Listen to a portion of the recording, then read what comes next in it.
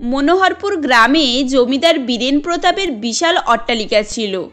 বীরেনবাবু খুবই দয়ালু ও খুশমেজাজের লোক ছিল, আর সে প্রত্যেক মাসের শুরুতে জমিদার বাড়ির প্রাঙ্গণে মজার মজার অনুষ্ঠানের আয়োজন রাখত এবং প্রতিযোগিতায় যে প্রথম স্থান অধিকার করত তাকে নামি দামি পুরস্কারে পুরস্কৃত করা হতো, যার ফলে অনুষ্ঠানের দিন সকলেই অংশগ্রহণ করার চেষ্টা করত।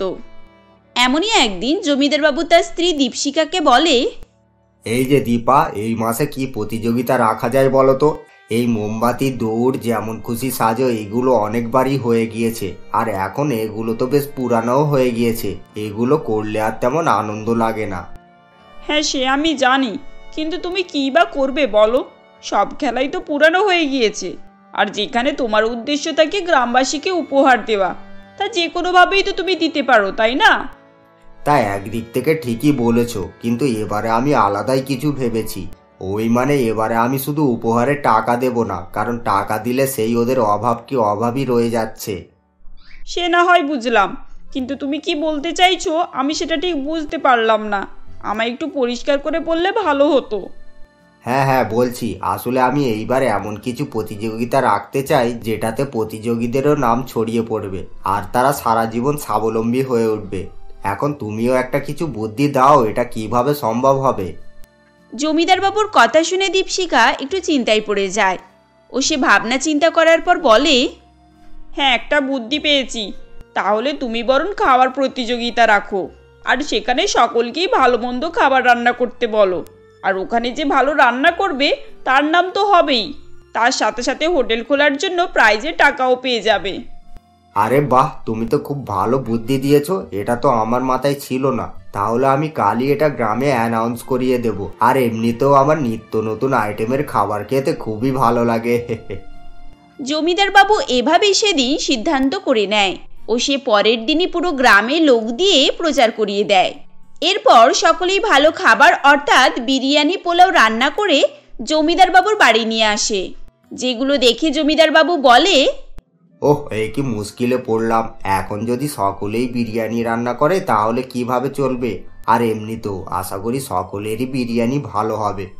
তাহলে কি রান্না করব বলুন? আমরা তো বিরিয়ানিকেই ভালো খাবার বলে মনে করি। হ্যাঁ বাবু, আর আমি বিরিয়ানি রান্না করতে খুব ভালো পারি। আপনি খেয়ে দেখুন, আপনার খুবই ভালো লাগবে, আর আপনি আমাকেই প্রথম প্রাইজ দিতে বাধ্য হবেন। এই তুই চুপ কর। জমিদার বাবু, আপনি ওনার কথা শুনবেন না। আসলেও বিরিয়ানি রান্না করতে পারে না। এখন প্রাইজ পাওয়ার আশায় হোটেল থেকে বিরিয়ানি কিনে নিয়ে এসেছে। আহা গো, এমন করে বলছে যেন সব কিছুরই বিরিয়ানি করতে পারে। আর শোন, তুই যখন হোটেল থেকে কিনিস নিস, তাহলে জানলি কি করে যে আমি হোটেল থেকে কিনে নিয়ে এসেছি? এই তোরা দুজনেই চুপ কর। তোরা হোটেল থেকে কিনে নিয়ে এসেছিস, তাই তোরা দুজনেই বাদ। জমিদার বাবু, আপনি আমার বিরিয়ানিটা খেয়ে দেখুন, আপনার নিশ্চয়ই ভালো লাগবে। এভাবেই তখন এক এক করে সকলে এসে বলতে থাকে, যেগুলো শোনার পর জমিদার বাবু বলে, এই তোমরা সকলেই চুপ করো। আসলে আমার প্রথম থেকেই বিরিয়ানি খেতে ভালো লাগে, আর এখন যেটাই খাই না কেন সেটাই আমার ভালো লেগে যাবে। তাহলে সেখানে আমরাই বা কি করব বলুন? আমরা কিভাবেই বা আপনার মনের খবর জানতে পারবো? হ্যাঁ, তাও ঠিক। তাহলে আমাকেই একটা কিছু করতে হবে, আর যে প্রকৃত ভালো রান্না করতে পারে তাকেই উপহার দেব। আচ্ছা ঠিক আছে, এখন আমি এই প্রতিযোগিতা বন্ধ রাখলাম, পরে একদিন আবারও সময় মতো করে দেব।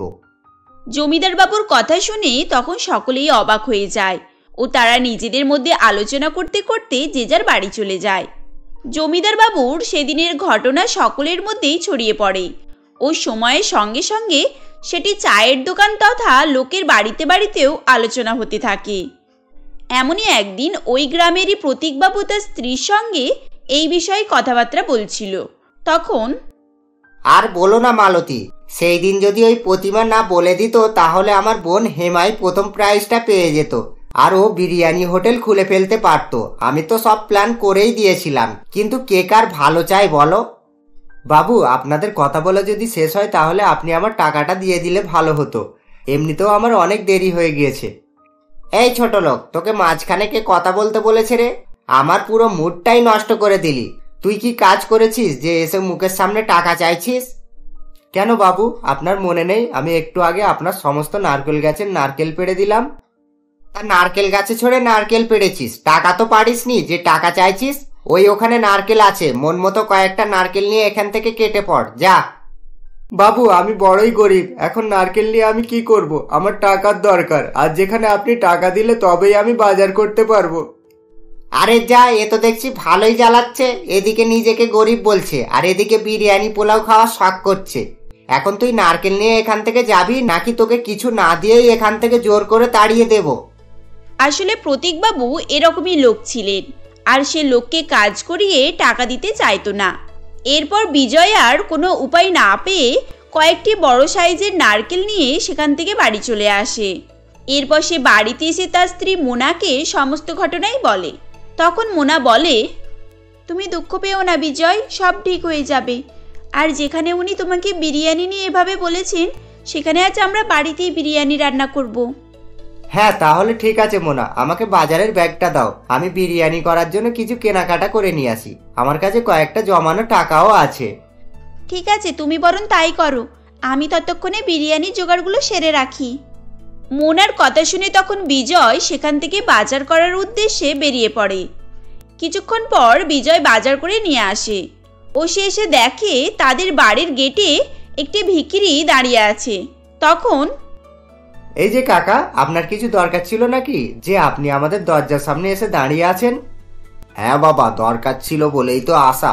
আসলে আমার খুব খিদে পেয়েছে, 3 দিন হয়ে গেল আমি কিছু খাইনি। এ আবার কে রে বাবা? একে দেখে তো মনে হচ্ছে না যে 3 দিন শুকিয়ে আছে। তা যাই হোক, আমাদের বাড়িতে যখন খাওয়ার জন্য এসেছে একে খালি হাতে পাঠানো যাবে না। আচ্ছা বাবা, আপনি ভিতরে আসুন, এমনিতেও আজ আমাদের বাড়িতে বিরিয়ানি রান্না হচ্ছে। সে না হয় ঠিক আছে, কিন্তু বাবা তুমি একটা ভিক্ষুককে বাড়ির মধ্যে ডাকছো কেন? তোমার হৃদয় এত বড়? আসলে বাবা আমরা নিজেরাও দারিদ্র, বেশিরভাগ সময় আমাদের ক্ষুধাতেই কাটে, তাই আমরা খিদের কষ্টটা জানি। আর একটা মানুষ এমনি এমনি কারোর বাড়িতে কিছু চাইতে আসে না। ওসব বাদ দিন, আপনি ভিতরে আসুন। এই বলে বিজয় ভিখিরিটিকে বাড়ির মধ্যে নিয়ে যায় ও সে গিয়ে তার স্ত্রীকে বলে, এই যে মোনা, শুনছো? এই বাবাটি আজ আমাদের বাড়িতেই খাবেন, তা তুমি ভালো করে বিরিয়ানি রান্না করো। কিন্তু বিজয়, আমি রান্না কিভাবে করব? এই দেখো না, একটু আগে আমার হাত থেকে ভাতের হাঁড়ি পড়ে গিয়ে ভেঙে গিয়েছে। এখন তো বিরিয়ানি দূরের কথা, দুপুরের খাবার কিভাবে রান্না করব আমি সেটাই ভেবে পাচ্ছি না। আসলে মোনা ঠিকই বলছিল, তারা দারিদ্র হওয়ায় তাদের ব্যবহারিক আসবাবপত্র মাটির তৈরি ছিল, আর তাই মাটির ভাতের হাঁড়িটি সেখানেই ভেঙে পড়ে গিয়েছিল, যেটা দেখে বিজয় চিন্তায় পড়ে যায় ও সে বলে, তাহলে এখন কি হবে? তুমি কি কিছু একটা ব্যবস্থা করতে পারবে না? যদিও আজ আমাদের বাড়িতে অতিথি এসেছে আর আমি ওনাকে বিরিয়ানি খাওয়ার কথাও দিয়ে ফেলেছি। থাক বাবা, তোমাদের যদি সমস্যা থাকে তাহলে আমি চলে যাচ্ছি, তোমরা শুধু শুধু আমাকে নিয়ে চিন্তা করো না। না না বাবা, আপনাকে সেটা করতে হবে না। আমি যখন আপনাকে ডেকে এনেছি তাহলে যেভাবেই করে হোক আপনাকে বিরিয়ানি খাইয়ে তবেই পাঠাবো।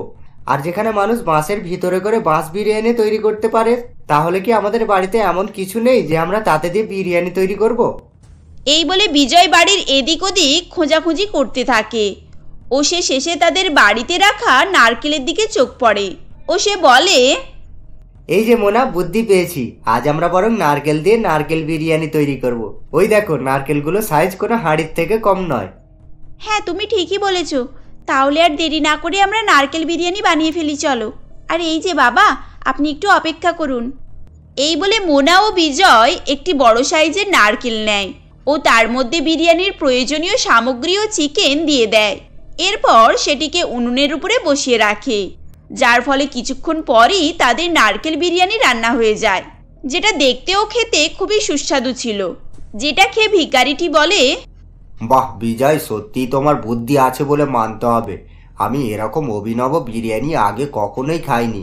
এগুলো তোমরা কোথা থেকে শিখলে? আসলে বাবা এগুলো শিখতে লাগে না, আমাদের দারিদ্রতা আমাদেরকে শিখিয়ে দিয়েছে। তাহলে তোমরা তোমাদের এই প্রতিভাকে বাইরে বের করছো না কেন? এখন তোমরা চাইলেই তো একটা নারকেল বিরিয়ানির হোটেলও খুলতে পারো। আপনি কি যে বলেন না বাবা, এই একদিন বিরিয়ানি রান্না করে খেতে পারছি সেটাই আমাদের কাছে অনেক। এখন ছেঁড়া কাতায় শুয়ে হোটেলের স্বপ্ন দেখলে হবে বলুন? কেন হবে না? তোমরা আমার প্রতিযোগিতার প্রথম প্রাইজটা পেয়ে গেলে তোমরা নিশ্চয়ই হোটেল খুলতে পারবে। এই বলে ভিখিরিটি তার আসল চেহারায় আসে। আসলে ভিখিরিটি আর অন্য কেউ ছিল না, সে ওই গ্রামেরই জমিদার বীরেন প্রতাপ ছিল। যেটা দেখে মোনা ও বিজয় চমকে ওঠে। এরপর জমিদার বাবু বলে, তোমরা এখন অবাক হয়ে না, আসলে আমি গ্রামে গ্রামে ঘুরে লোকজনের ব্যবহার ও তাদের মেধা খুঁজছিলাম, আর সেটা তোমাদের দুজনের মধ্যেই রয়েছে। আর তোমাদের নারকেল বিরিয়ানি সত্যিই প্রশংসনীয়। এখন তোমরা আমার বাড়িতে অবশ্যই দেখা করবে। জমিদার বাবুর কথা শুনে তখন তারা দুজনেই খুশি হয়ে যায় ও পরের দিন তারা জমিদার বাবুর বাড়িতে যায়। এরপর জমিদার বাবু তাদের অনেক টাকা উপহার স্বরূপ দেয়, যেটা পেয়ে তাদের পরিস্থিতি একেবারেই পাল্টে যায়। কারণ এখন তারা একটি বড় হোটেলের মালিক ছিল, আর তাদের হোটেলের স্পেশাল ডিশ ছিল নারিকেলের বিরিয়ানি। আর এভাবেই তারা এক আলাদাই পরিচয়ে পরিচিতি পায় ও সকলে মিলে সুখে শান্তিতে বসবাস করতে থাকে।